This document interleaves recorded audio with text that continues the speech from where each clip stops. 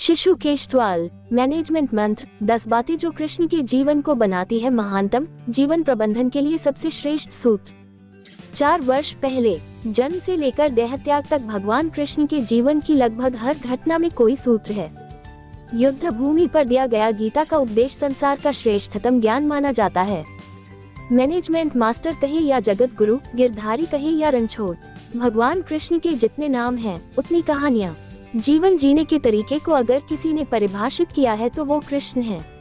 कर्म से होकर परमात्मा तक जाने वाले मार्ग को उन्हीं ने बताया है।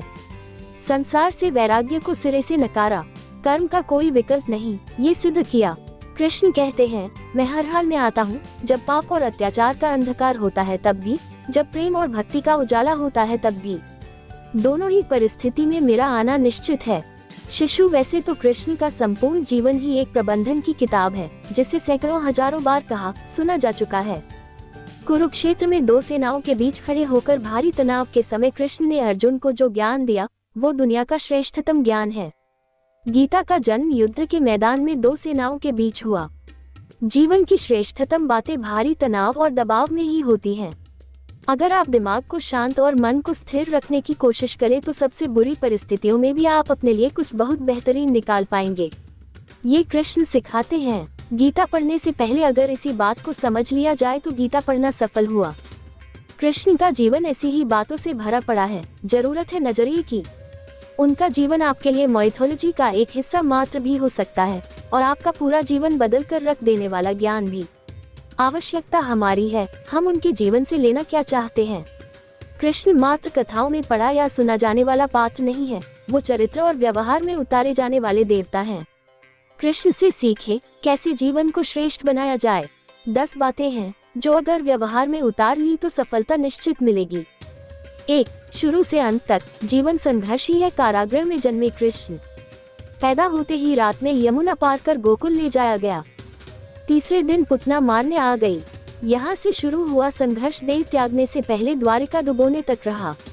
कृष्ण का जीवन कहता है, आप कोई भी हो, संसार में आए हैं तो संघर्ष हमेशा रहेगा। मानव जीवन में आकर परमात्मा भी सांसारिक चुनौतियों से बच नहीं सकता। कृष्ण ने कभी किसी बात की शिकायत नहीं की, हर परिस्थिति को जिया और जीता। कृष्ण कहते हैं, परिस्थितियों से भागो मत, उसके सामने डटकर खड़े हो जाओ, क्योंकि कर्म करना ही मानव जीवन का पहला कर्तव्य है। हम कर्मों से ही परेशानियों से जीत सकते हैं। 2. स्वस्थ शरीर से ही विजय है। कृष्ण का बचपन माखन मिश्री खाते हुए गुजरा। आज भी भोग लगाते हैं हम, लेकिन ये संकेत कुछ और है। आहार अच्छा हो, शुद्ध हो, बल देने वाला हो। बचपन में शरीर को अच्छा आहार मिलेगा तो ही इंसान युवा होकर वीर बनेगा। शरीर को स्वस्थ रखना है तो बचपन से ध्यान देने की जरूरत है। ये पेरेंटिंग के दौर से गुजर रहे युवाओं के लिए बड़ा मैसेज है। अपने बच्चों को ऐसा खाना दें जो उनको बल दे। सिर्फ स्वाद के लिए ही ना खिलाएं, तभी वे बड़े होकर स्वयं को और समाज को सही दिशा में ले जा पाएंगे। 3. पढ़ाई किताबी ना हो, रचनात्मक हो। कृष्ण ने अपनी शिक्षा मध्य प्रदेश के उज्जैन में सांदीपनी ऋषि के आश्रम में रहकर पूरी की थी। कहा जाता है 64 दिन में उन्होंने 64 कलाओं का ज्ञान हासिल कर लिया था। वैदिक ज्ञान के अलावा उन्होंने कलाएं सीखी। शिक्षा ऐसी ही होनी चाहिए जो हमारे व्यक्तित्व का रचनात्मक विकास करे। संगीत, नृत्य, युद्ध सहित 64 कलाओं कृष्ण के व्यक्तित्व का हिस्सा हैं। बच्चों में कोरा ज्ञान न भरें, उनकी रचनात्मकता को नया आयाम मिले, ऐसी शिक्षा व्यवस्था हो। 4. रिश्तों से ही जीवन है, बिना रिश्तों के कुछ नहीं। कृष्ण ने जीवन भर कभी उन लोगों का साथ नहीं छोड़ा जिनको मन से अपना माना। अर्जुन से वे युवावस्था में मिले, ऐसा महाभारत कहती है, लेकिन अर्जुन से उनका रिश्ता हमेशा मन का रहा।